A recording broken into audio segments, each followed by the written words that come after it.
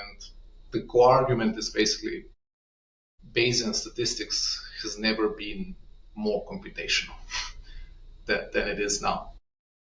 And we parcellated basically the minimal Bayesian workflow into 4 stages, and then we discuss how simulations can accelerate, bootstrap, or help in various ways in each of these stages.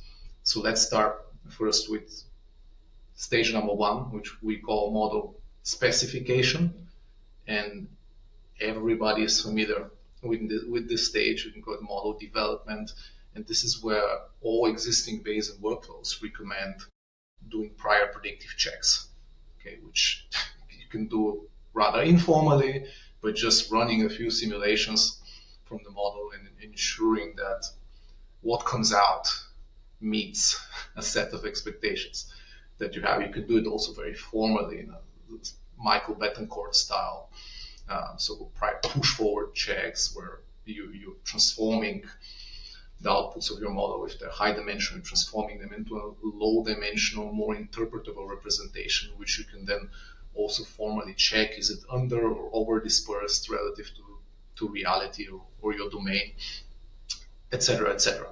Right? So you can use these would-be or what-if worlds of the simulation to basically validate your model before you see any data.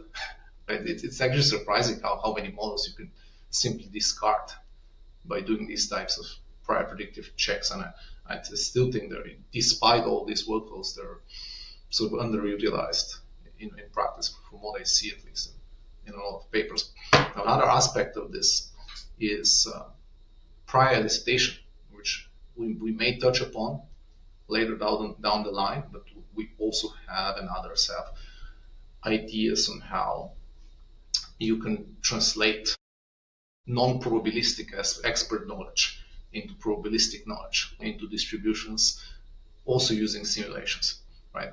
And perhaps it's of course, a lot of this paper is about simulation-based inference, which is unsurprising given that this is our bread and butter of research.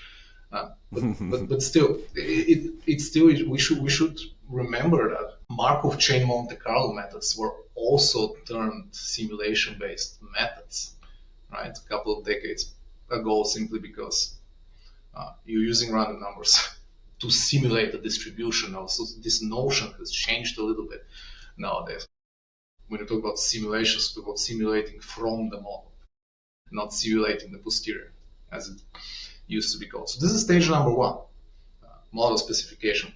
Stage number 2 is what we term model verification. And this is another part of the workflow where you have to, well, now you basically want to check if your inferences are informative, if your inferences are well calibrated.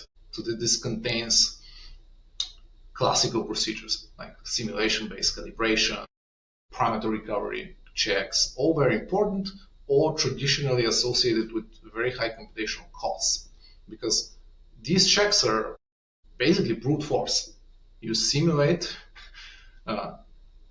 sometimes thousands of synthetic data sets, and you run inference on each and any of these data sets. And this, of course, is also the reason why you also don't see a lot of these checks in papers, right?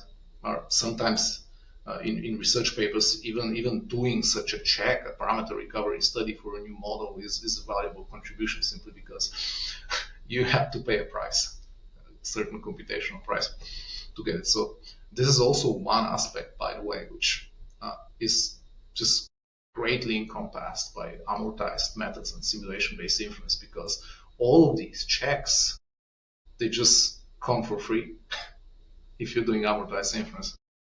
It's just literally a few seconds for something that, for obtaining millions of posterior samples, for something that traditionally used to maybe take a few days, depending on your model.